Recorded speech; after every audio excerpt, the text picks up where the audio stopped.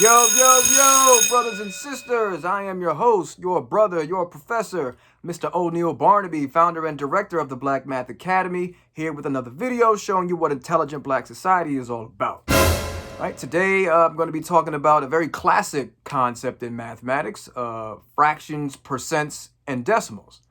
All right, this is a very fundamental area of mathematics that everyone definitely needs to know, as it's used in a whole host of areas of activity in the real world and in your life. I can think of plenty of them, like ratios and proportions, pieces of something, discounts, rate increases, interests, investments, and the list just goes on and on. So I don't want to hear about, oh, when am I ever going to use this? I ain't never going to use this. I don't even want to hear that, because you absolutely will. All right. So with that being said, let's show you the connection between all three and how they work. All right, so fractions, percents, and decimals, for those that don't know, all three of these concepts are related to each other, as they are three different ways of expressing the same value. They may be used in different ways, but they are, in effect, the same value, the same number. All right, so on the right side, I wrote down a sort of cheat sheet as to how to go about converting between all three: fraction to percent, percent to decimal, decimal to fraction, so on and so forth. All right, so kind of run through them. First one, percent to decimal. You take the decimal point within it and move it twice to the left. That turns the percent into the decimal. To go the other way around, to turn the decimal back into a percent, you take that decimal point and move it twice to the right. Right? In both cases, it's multiplying and dividing by 100. That's another way of saying moving the decimal point twice to the left and to the right. Next one, percent to fraction, just put that value over 100. Percents are always treated in that way because 100 would represent the entire thing, 100%. So whatever the number is, just put it over 100 and there's your fraction. To turn a fraction into a percent, however, you divide. Since every fraction is a division problem anyway, you divide the value and you get a decimal. That decimal, you take the decimal point within it and move it twice to the right, and that becomes its percent representation, that value. All right, to take a decimal and to turn it into a fraction, you take the place value of the last number, and that becomes its denominator. And then the decimal itself, you just turn it into a whole number, whatever that decimal happens to be. So I'm going to show you an example of that, but that's the process. And then lastly, to turn a fraction into a decimal, you simply divide it. Again, every fraction is a division problem, so you just divide the two numbers and there's your decimal. All right, so let's give you some examples.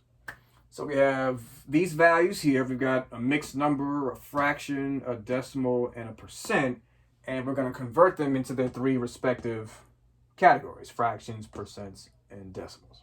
So to turn a mixed number into a fraction. So technically a mixed number is not a fraction, because fractions are considered to have just a numerator and a denominator, whatever those values happen to be. We don't have that. We got a mixed number. So we have a whole number and a fraction. So to turn a mixed number into a fraction, you take the denominator and you multiply it by the whole number. So 2 times 4, which is 8. And then you take that value and add the numerator to it. Our numerator is 1. So 8 plus 1 becomes 9. So that value 9 is the value of our new numerator in the fraction. And the original denominator, this 2 that we had in the beginning, stays the denominator in the fraction as well. So 9 over 2. So that's the actual fraction representation of 4.5, the mixed number. All right. Now the percent. We can do it a couple of ways. We can use the fraction itself, or we can use the value, the original mixed number itself, as a way to represent the percent. Well, 9 divided by 2 is 4.5. That's why it works. And 4.5 is 4.5 as a decimal. But that's not a percent. So to turn a decimal into a percent, the rule says to move the decimal point twice to the right. So when you move it twice to the right, boom, boom, it goes here. Any gap that you have as a result of moving the decimal point, you replace it with a 0. So it would say 450. So it actually ends up becoming 450%. And there it is. And now the decimal, we just had it. It was 4.5. So 4.5 is the decimal.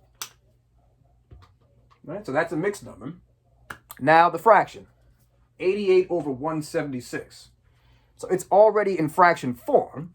However, the rule for fractions is that if it can be reduced, it needs to be reduced. So do it. So 88 and 176, you would reduce these two fractions by either dividing them or finding the GCF and reducing the fraction that way.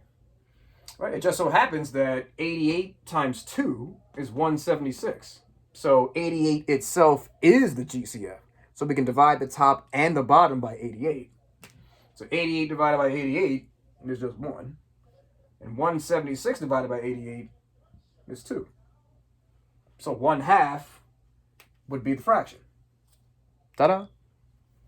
And then the percent, well, we should already know that 1/2 is 0.5, and 0.5 or 1/2 as a percent is 50%. So that should be pretty obvious. And in the decimal, we just said it, 1/2 as a decimal is 0.5. And there you go. Now the decimal. We're going to turn the decimal into these three categories. So how do we turn a decimal into a fraction? I know a lot of students have a hard time with this because, one, they haven't done it in so long, which means that they, too, forget how to do it. So I'm going to remind you about how to go about doing that. To turn a decimal into a fraction, well, the rule says you take the place value of the last number, and that becomes your denominator. So in this decimal 0.1234, 4 is the last number. The place value of that 4 is the 10,000th place. So our denominator in our fraction is going to be 10,000. And you make the decimal a whole number as well. So the decimal was 0.1234. So we have to take this decimal point and move it as many times to the right as it takes until it becomes a whole number. So we're going to move it 4 times, 1, 2, 3, 4, to make it become 1234. So 1234 is your numerator. And there's your fraction. Oh, well, hold on. Remember the rule that when it comes to fractions, if it can be reduced, it needs to be reduced. So do it. Now, since they both end in an even number, 4 and 0, at the very least, they're both divisible by 2. And as it turns out, that happens to be the GCF too. They're actually both divisible by 2 and only 2. So divide the top by 2, you get 617. Divide the bottom by 2, you get 5,000. And there's your fraction. 617 over 5,000. That's your fraction. All right. Now to turn this value into a percent. Well, the rule is very simple. To turn a decimal into a percent, move the decimal point twice to the right. That's a rule. So twice to the right becomes 12.34. So 12.34%. Right? And since it's already a decimal, we can just move it over. So 0.1234. Not too shabby. And last but not least, we have a percent. So we're going to turn 87% into the three categories. So a percent to fraction, the rule says, just put it over 100. Whatever that percent happens to look like, I don't care what it looks like. If it's a percent, if you want to turn to a fraction, put it over 100, no matter what. So we have 87%. So we're just going to put that value over 100. Like so. All right. Percent, well, it's already a percent. So 87. And then a percent to decimal, that's the first rule. We take the decimal point in the percent right now and move it twice to the left. Easy breezy. So 87, the decimal point is on the end next to the 7. So twice to the left would be right behind the 8. So 0.87.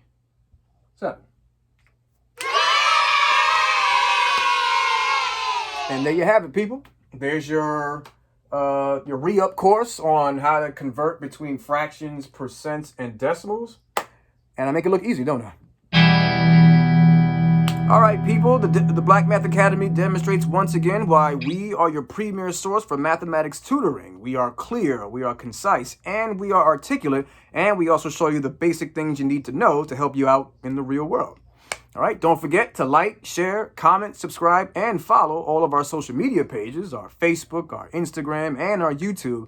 And always remember that ego whispers lies to jealous ears. Math is where it's at.